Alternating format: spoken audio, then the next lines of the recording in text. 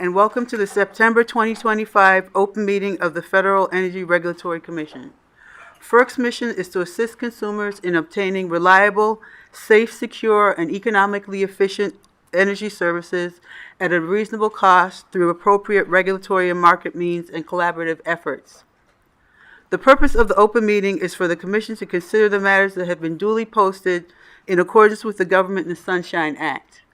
Members of the public are invited to observe, which includes attending, listening, and taking notes, but does not include participating in the meeting or addressing the Commission. Actions that purposely interfere or attempt to interfere with the commencement or conducting of the meeting or inhibit the audience's ability to observe or listen to the meeting are not permitted. This includes attempts by audience members to address the Commission while the meeting is in progress. Any persons engaged in such behavior will be asked to leave the building. Anyone who refuses to leave voluntarily will be escorted from the building. Additionally, documents presented to the chairman, commissioners, or staff during the meeting will not become part of the official record of any commission proceeding, nor will they require further action by the commission. If you wish to comment on an ongoing proceeding before the commission, please visit our website for more information. Also, representatives from FERC's Office of Public Participation are located outside of the Commission meeting room to answer questions and assist the public with submission inquiries. Thank you for your cooperation. Madam Secretary, we are ready to begin. Good morning, Mr. Chairman. Good morning, Commissioners. This is a time and place that has been noticed for the open meeting of the Federal Energy Regulatory Commission to consider the matters that have been duly posted by the Commission. Please join us in the Pledge of Allegiance. I pledge allegiance to the flag of the United States of America and to the republic for which it stands, one nation, under God, indivisible, with liberty and justice for all.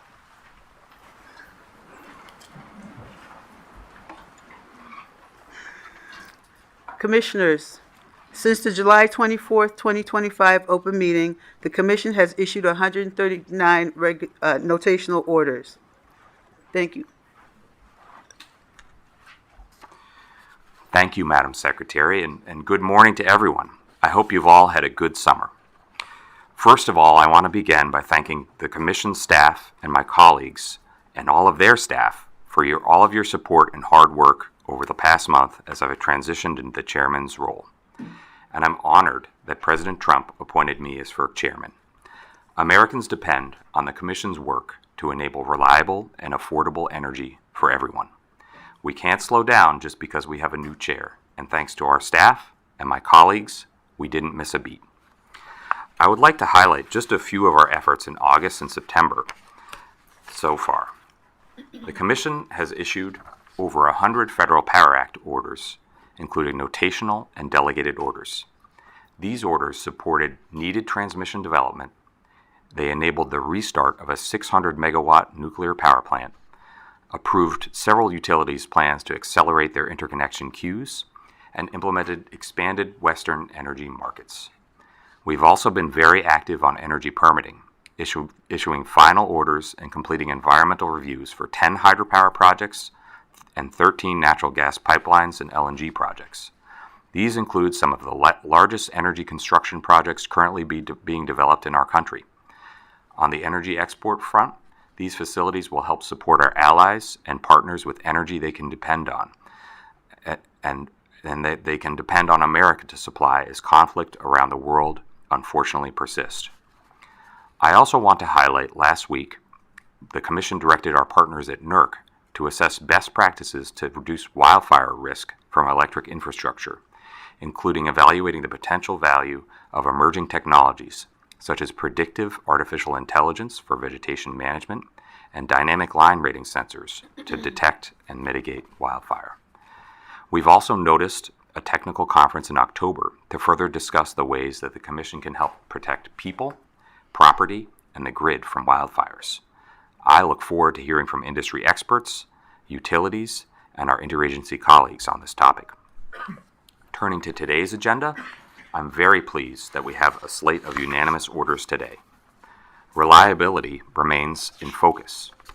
In item E1, we are issuing a notice of proposed rulemaking to approve a revised critical infrastructure protection reliability standard with new requirements to protect low-impact grid systems against the risk of a coordinated attack. In E2, we're moving forward on one of my major priorities at the Commission, technology modernization. This notice of proposed rulemaking proposes to approve a suite of revisions to 11 SIP reliability standards and 18 definitions to enable clear guidelines for regulated entities looking to leverage the full potential of virtualized cyber systems. In E3, we're approving revised standards for extreme cold weather preparedness and operations and accelerating the effective date to this October, so October 2025, to be ready prior to the winter season. This is a major development. Since Winter Storm Uri, the Commission has a tradition of respectively analyzing what went wrong each winter. This year, for the first time, we analyzed what went right. These standards will hopefully start us on a new tradition in that spirit. And finally, in E4, we're issuing a long-awaited final rule on supply chain risk management, directing NERC to develop new or modified reliability standards to help ensure the equipment on our critical systems is reliable and secure. I also have a quick note on some of the work that my colleagues and I have been doing. We've been focused on methodically clearing out long-standing proceedings that in some cases have been pending before the Commission for years. Several of these are on the agenda today, including orders on SPP's Z2 tariff, Order 2022 compliance, and an order on the Maine Office of Public Advocates formula rate challenge, and an order on a major capacity market reform filing that PJM submitted almost 2 years ago. And finally, I'd like to highlight 2 items not on the agenda. First, this morning I sent letters to each of the RTO ISO CEOs, opening up a dialogue on how we can improve load forecasting tools to support and accelerate efficient interconnection of new large loads. Whether these loads are data centers needed to win the AI race, new manufacturing plants, or anything else, improving forecasts, even by a few percentage points in the right direction, up or down, can impact billions of dollars of investments and customer bills. In particular, I'm curious whether we can apply some of the similar tools as those currently used to assess the commercial readiness of large projects in the generator interconnection queue to help improve the precision of load forecasting. Objective criteria like contracts, financial security deposits, and physical site control. To be clear, I'm not proposing to require anybody to do anything, but I'm hoping that the Commission can share best practices in this area. And this letter will be posted on FERC.gov shortly. So, to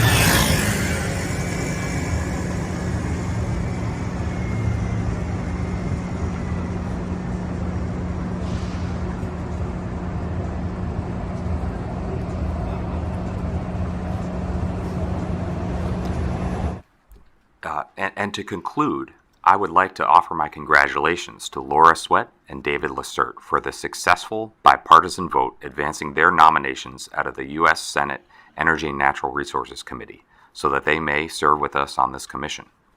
FERC works best when we have the perspectives and contributions of 5 commissioners, and so I look forward to welcoming new colleagues to this table soon.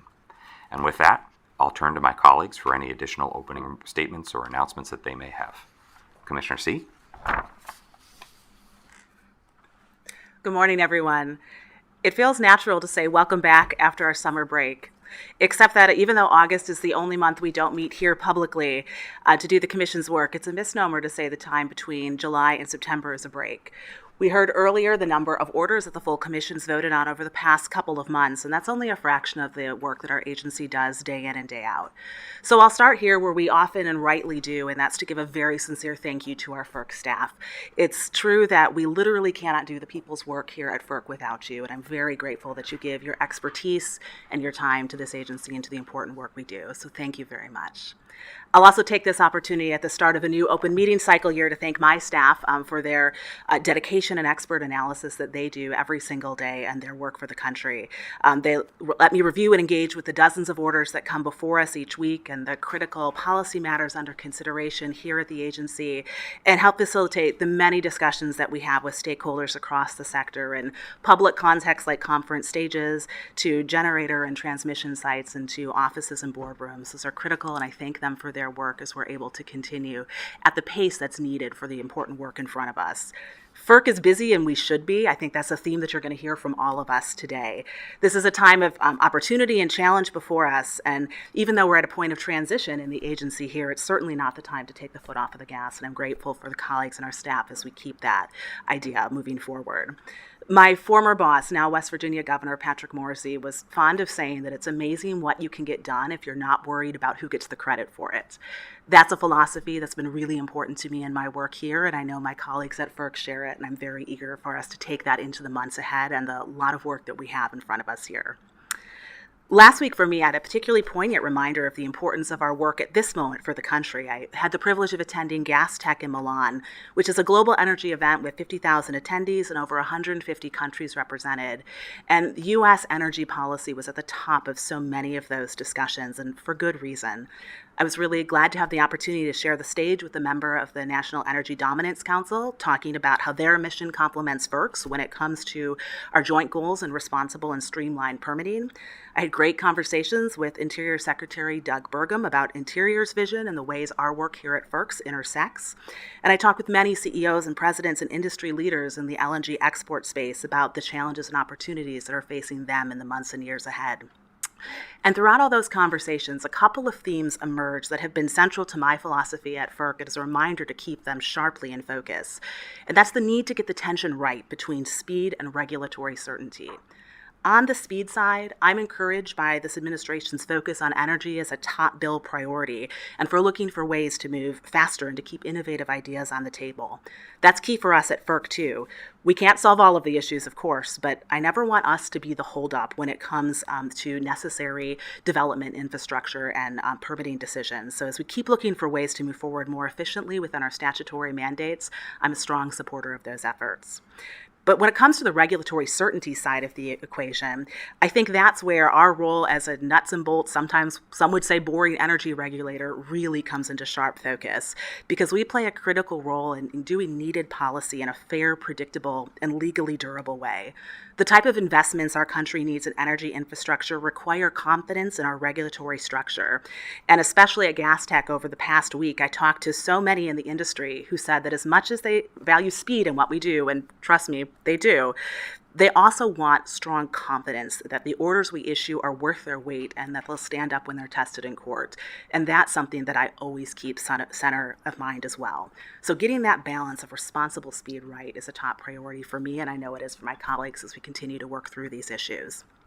So along those lines, I want to highlight one item we took up between the meetings, and two I'm hoping that we will in the near future. First is last week, we took action to terminate the draft certificate policy statement. Since I've been here at FERC, since all three of us have been here at FERC, we've been using what is now the policy statement, the only one in question, in all of our certificate matters, and it's proved a very helpful framework. It analyzes the factors our statute requires as we look at the factors that bear on the public interest, and it gives a predictable and fair metric for all affected parties. The draft statement was getting in the way of this goal of regulatory certainty by introducing potential confusion and giving avenues for legal vulnerability. So I was glad that we were able to vote to end that. There are two more items that I want to highlight that I hope we'll have the opportunity to move forward on in the future as well. There are a lot of issues at stake when it comes to load growth and when it comes to remaining globally competitive in the AI race. Chairman Rosner highlighted one of those with load forecasting, which is also very important to me. But we also have our open matter when it comes to co-located load. Certainly not talking about the merits of that as that is moving forward. I just want to highlight that FERC is not the only player when it comes to the many questions in these areas. I'm excited to see state commissions and RTOs and utilities taking up related questions in this space with a lot of speed and innovation. But FERC does play an important role here, and we owe it to those partners to speak clearly about the matters that are within our jurisdiction. So without understating the complexity of the issues in this fast-moving space, my office has been deeply engaged on these matters, and I look forward to being able to bring it to a close soon. And then the last item that I'll highlight, this is something that I was able to talk a lot about at Gas Tech last week. I really hope as a commission we might be able to talk and move forward on a potential blanket certificate program in the LNG export space. We have really important statutory responsibilities when it comes to gas infrastructure to evaluate all factors in the public interest, and we have to do that job well, and I stand by and I'm really proud of the work that we do. In the pipeline space, we've been able to streamline that work in certain categories of amendments, and now that many of our nation's LNG export facilities are at or nearing the operations phase, we expect a lot more work in that space when it comes to amendments. So I think we can take a lot of lessons learned from our pipeline space and really figure out if we can come up with a responsible and streamlined blanket program in that capacity as well. A number of the entities I talked to at Gas Tech, they were strongly supportive of this idea. Certainly this is something we need to talk about as a commission, and we have new colleagues coming in as well, but that's something that's important to me, and I hope that we'll be able to move forward with appropriate comment from all interested parties to give that potential option the consideration it deserves, because I think that could really help us advance with these goals of moving forward quickly and responsibly. So I will only speak briefly about the agenda items today. We're going to be talking more about the very important reliability issues later, so I'll reserve comments on that other than to thank NERC and our colleagues in the Office of Electric Reliability for their hard and technical work in these important matters. And I will not steal my colleague's thunder on E9 when it comes to that particular matter, but I will say that I echo some of the thoughts and the concurrence that I expect that she'll talk about, or if not, you'll have the chance to read. We're at a time where we need new infrastructure development of all stripes, wires, and pipes. I think that's essential. It's also expensive. And so I think it's important for us to make sure that we are being responsible and transparent about the inputs that go into determinations of prudency. So I'm glad that we have a vote that is really casting a vote for that sort of transparency. And lastly, I will also echo the comments that in this time of transition, I'm grateful to my colleagues here for the hard work we've been able to do to continue moving forward. But I'm also eager for us to return to a complement of 5 and to have this table full.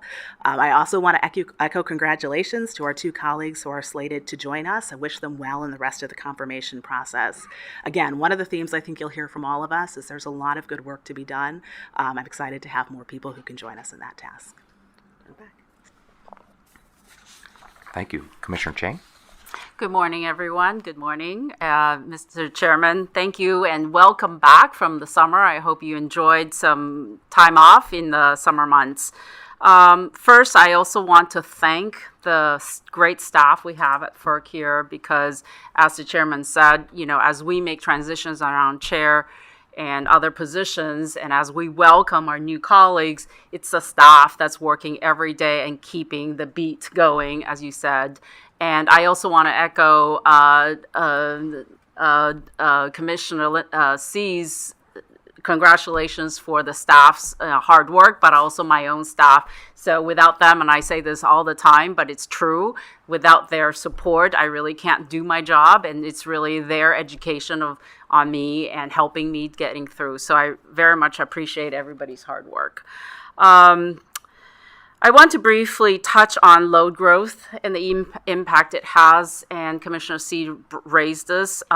It's a topic that's definitely top of mind in shaping practically every conversation that I've had in the industry or what the industry is having in every meeting I attend, every conference I go to, and it's increasingly the filings we're receiving at the Commission as well. So I anticipate we will receive more filings in these coming months from utilities and RTOs proposing reforms or changes in how they integrate new resources, integrate those resources with load or how they integrate those resources with their existing or new transmission planning processes, and really how to handle these large loads on the system.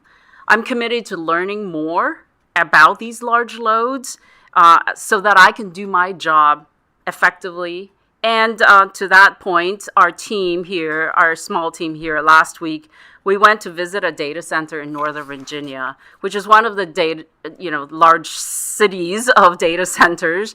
And it was incredibly helpful for me and our team to see firsthand what the infrastructure looks like, both inside the halls of the data center and outside, and looking at understanding how the power system supports the data centers. I will continue to learn more as hopefully we learn from the stakeholders.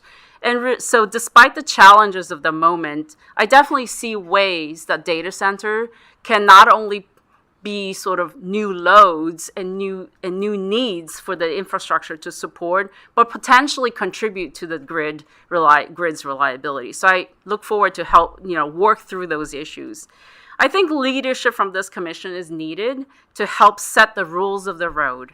And I don't forget our responsibilities here to make sure that we reliably and cost effectively integrate new loads and the resources while protecting all customers from unjustified cost increases. So I will continue to work with our colleagues here to act expeditiously on these critical filings that's before us and that's upcoming.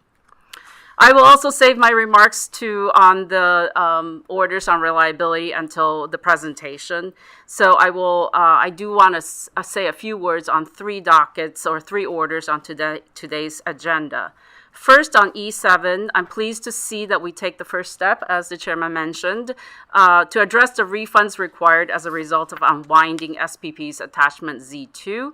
I want to emphasize that the bills for these refunds are growing, and I'm just looking forward to addressing this issue quickly. Next, I'm very pleased that the Commission is unanimously voting for E9, as Commissioner C mentioned, in which we affirm that the formula rate protocol for transmission in New England requires transmission owners to provide detailed information on asset condition projects. Asset condition projects in New England are typically projects that repair or replace existing transmission facilities and have been a growing source of transmission costs in the region. Comparable projects in other parts of the country are similarly attracting attention from consumer advocates and state regulators that we meet almost on a daily basis, because they oversee and they really see the impact of transmission rates on retail rates. And so this is really, also top of mind for all the things we do here, all the work we do here. Asset condition projects in New England are typically maintenance projects. And of course, maintaining existing infrastructure is extremely important to sustain the reliability of our grid.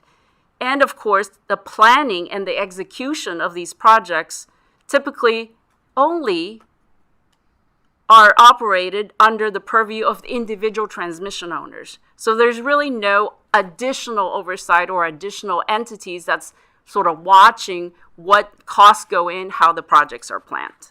So today's order affirms that customers have the right under the formula rate protocols to reasonable information to assess the prudency of actual expenditures. Though today's order is focused on New England, I write separately, and I hope you can read it, that emphasizes we need beneficial transmission projects. And I want to make sure you understand I fully support that this country needs to build infrastructure or some linear infrastructure, and transmission is an essential aspect of that. But at the same time, we need more transparency into the costs and the benefits of these proposed projects.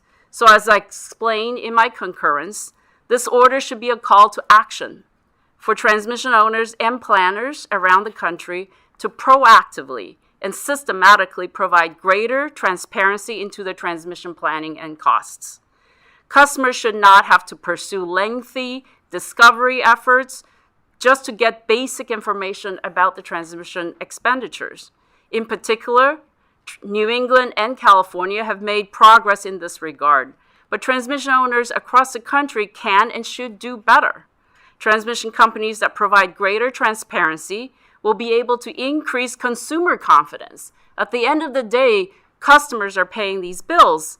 And if they're confident that we're spending their money effectively and responsibly, that will in turn provide long-term regulatory certainty for investors. So I think the cycle is important for both the consumer aspect of this and the transmission investment aspect of this. This is a positive step forward, and I encourage transmission owners to take the initiative to be more responsive to customers' information needs. And lastly, for H1, I had previously mentioned that I had the opportunity to have a trip to Alaska.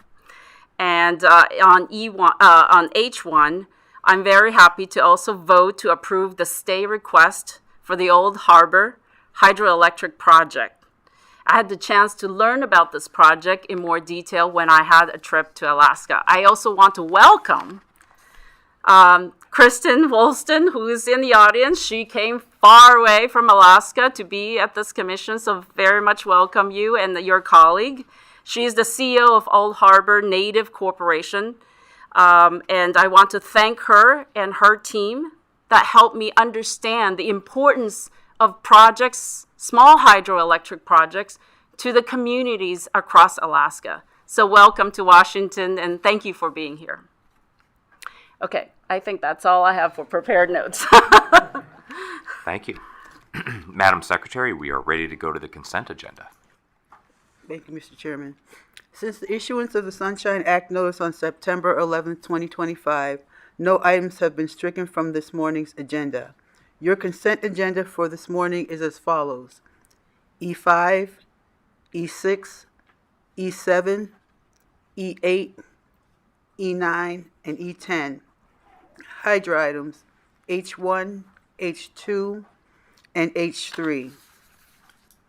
As to E9, Commissioner Chang is concurring with a separate statement. We will now take a vote on this morning's consent agenda items. The vote begins with Commissioner Chang. Noting my concurrence on item E9, I vote aye. Commissioner C. I vote aye. And Chairman Rosner. Aye. Thank you, Mr. Chairman. The presentation and discussion item for this morning is a joint presentation on items E1, E2, E3, and E4 concerning reliability standards update. There will be a presentation by Chanel Shazanov from the Office of the General Counsel.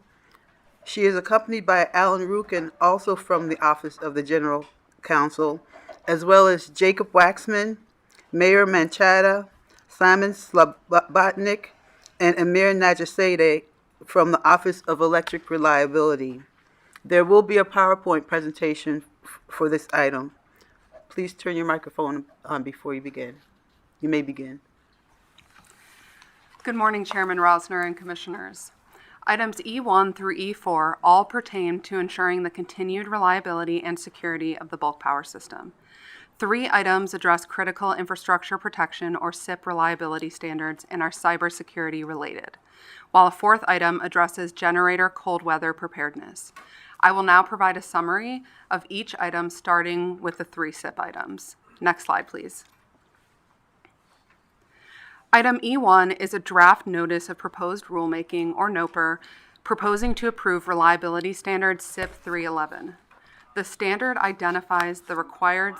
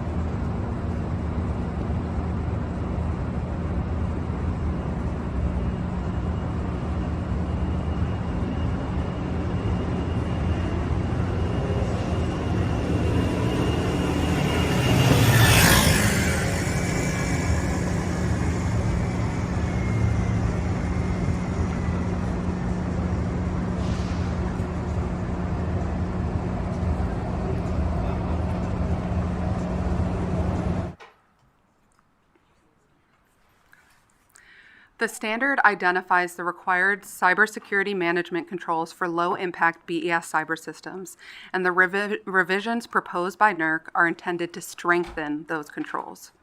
The draft NOPR also seeks comments on the continuing evolution of threats of compromise to low-impact BES cyber systems and the value of NERC performing a study or developing a white paper on evolving cyber threats as they relate to the potential exploitation of low-impact BES cyber systems. Next slide.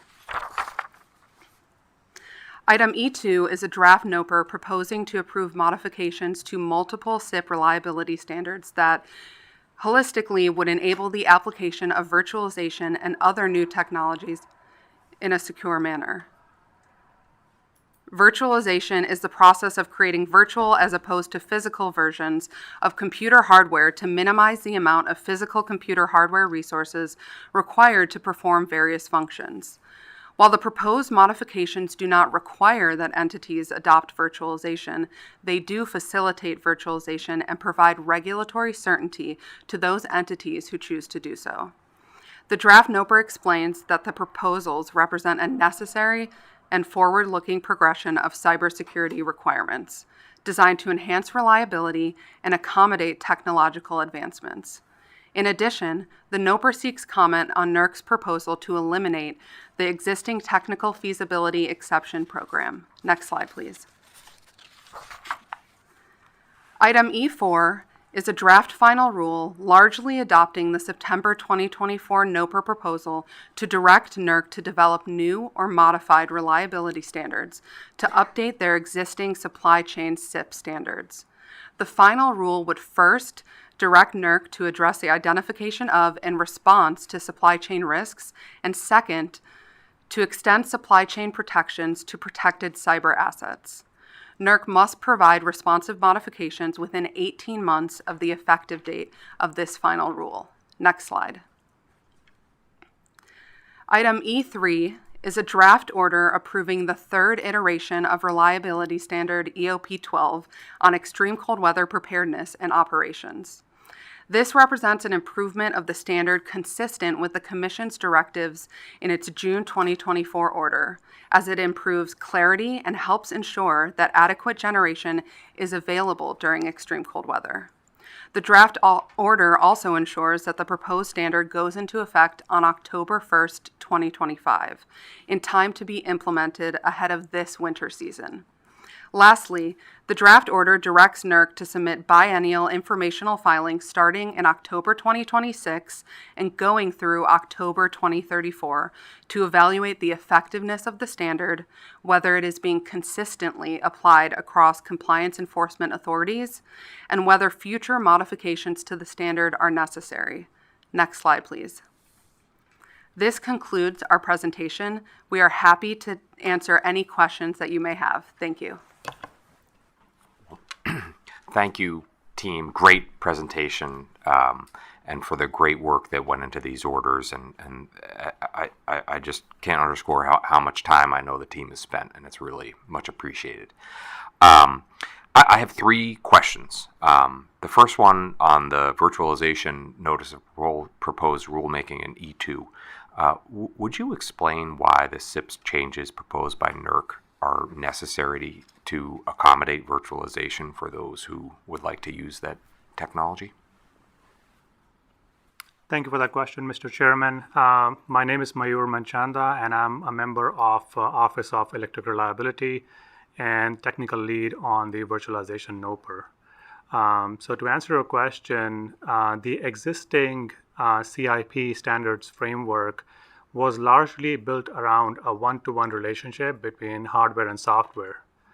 This is no longer the case right now in the current technological environment, since potentially hundreds of virtual best cyber assets could share a pool of hardware resources.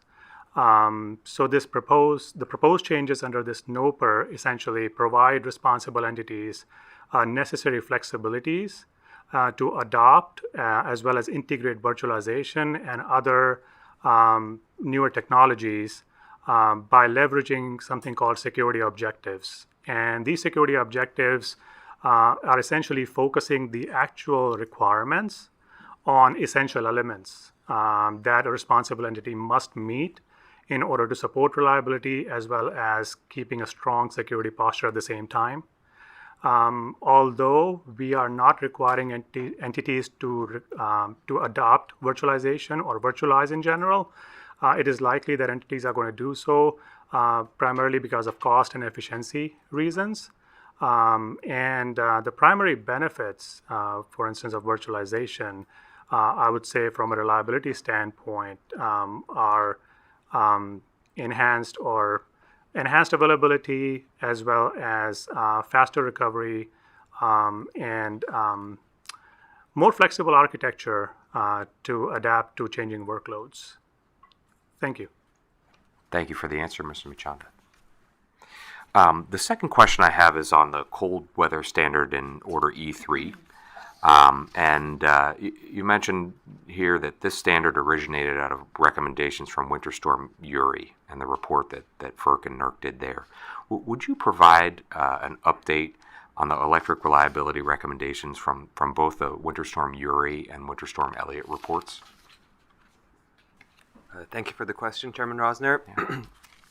The Winter Storm Uri report included 28 key recommendations to prevent and mitigate extreme cold weather reliability risks. And Winter Storm Elliott included 11 recommendations. So from the total 38 recommendations, from the total 39 recommendations from Winter Storm Uri and Elliott, 3/4 of them are complete or they're close to completion. The remaining items, they're related to natural gas and electric coordination and also the regulation over natural gas infrastructure and its reliability, which none of those are under FERC's jurisdiction. Nevertheless, that being said, I would like to note here that just because something is marked as complete here, it doesn't mean that the job is done. As the bulk power system and its underlying infrastructure changes and adapts to cold weather, so too must the industry. The informational filing we direct in this proceeding will help us track the effectiveness of the standard, and it can also help us to better identify the needed improvements as we adapt to these changing conditions. Thank you. Thank you very much, Mr. Nachasade. Great to hear about the progress and look forward to keeping track of it with you and the team going forward. Last question on...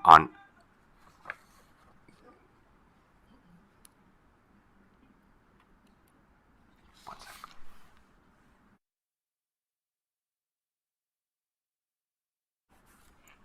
Okay.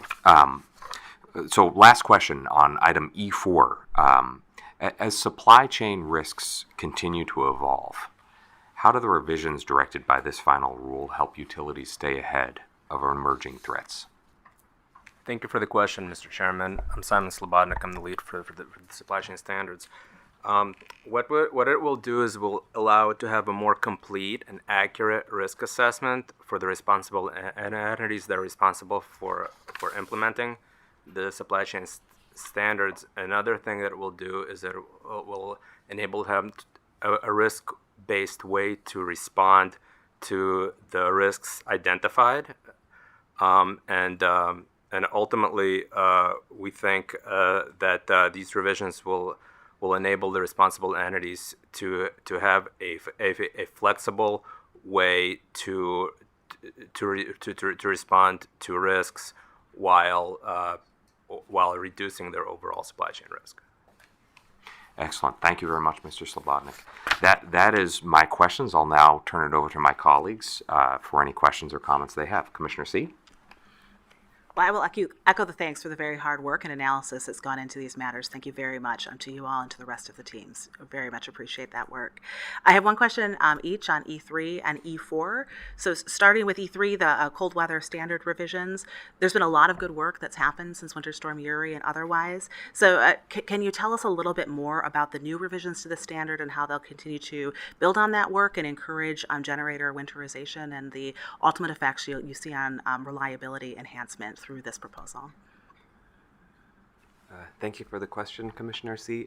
So I would like to mention two of the most notable changes to the standard.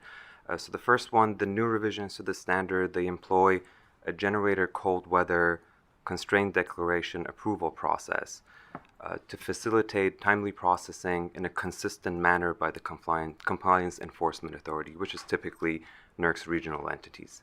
Additionally, the standard also shortens the corrective action timeline for the generators that experience a cold weather event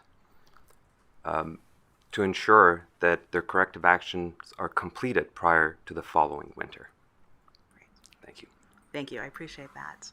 And then when it comes to E4 on supply chain risk management, we hear a lot about supply chain, and usually it's about getting supply, but I think it's incredibly important for us to focus on the risks that may come here. There's 3 specific directives in E4 that are requiring NERC to develop changes to the reliability standards that address responsible entities' risk management practices. So can the team explain in more detail how these particular directives are going to improve supply chain risk management plans? And again, how does this ultimately give us more confidence and reliability? Sure. Thank you for the question, Commissioner. The first directive on identification of supply chain risk will reduce that the supply chain risks may be missed inadvertently and prior to the deployment, and it will also provide the entities with a more up-to-date picture of their overall supply chain risk. And it will enable the responsible entities to respond to the identified supply chain risk in a systematic and program-based manner. Together, all of these directives will reduce the likelihood that a supply chain risk-borne vulnerability could impact the reliability of the bulk power system in a negative way. Great. Thank you. I appreciate that. That's it for me. All right. Commissioner Chang. Great. Thank you very much for your hard work.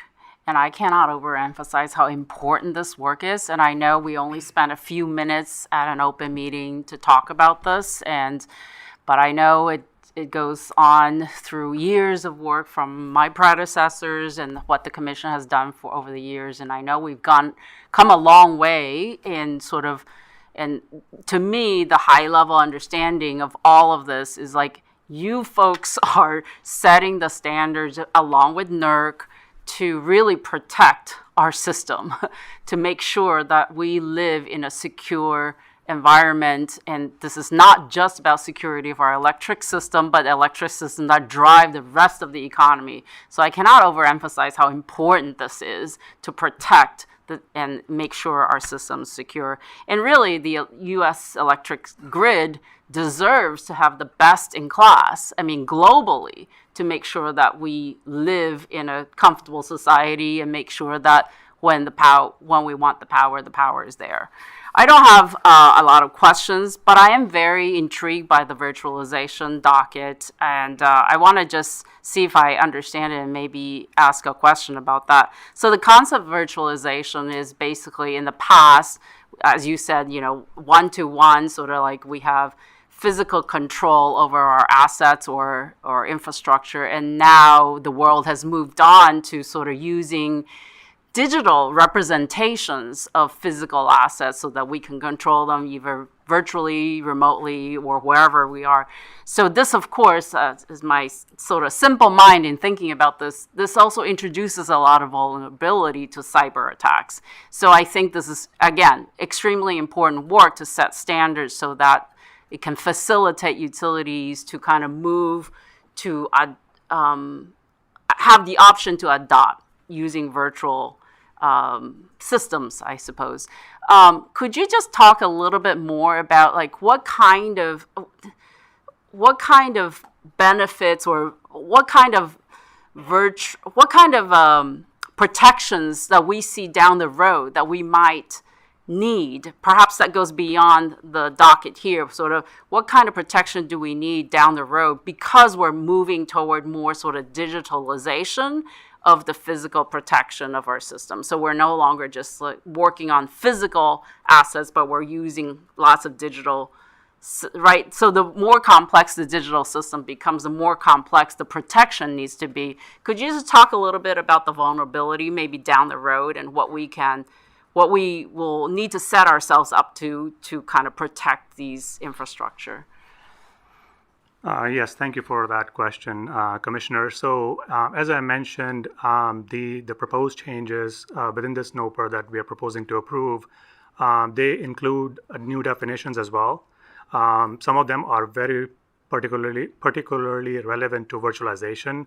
I would name, for instance, two definitions like SCI, shared cyber infrastructure, which is essentially an underlying hypervisor, which I believe you were hinting at when you said there's more vulnerabilities, because now virtual machines that are running above the hypervisor are now sharing this common hypervisor, where if that hypervisor is targeted, virtual machines running above those could be compromised. So the proposed revisions do take into consideration those shared vulnerabilities that come because of the virtualization adoption. Also, it does talk about the VCA, which is virtual cyber asset, for instance, the virtual machine. So the security objective-based standards and requirements do take into consideration that these vulnerabilities need to be managed appropriately and remediated as needed. So this is something that has been looked into and been made a part of the security objectives-based requirements. Great, Thank thank you. you. Thank you very much, and thank you for your hard work on this. That's all I have. Thank you. All right, well, thank you. Thank you again, team, for the great work on this. Madam Secretary, we are ready to vote on the discussion items. We will now take a vote on items E1, E2, E3, and E4 together. Commissioner Chang, Aye. Commissioner C, Aye. and Chairman Rosner. Aye. All right, thank you, Madam Secretary. Before we conclude, I'd like to turn it over to my colleagues for any final comments that they have. So, Commissioner C, Commissioner Chang. Permit climate change.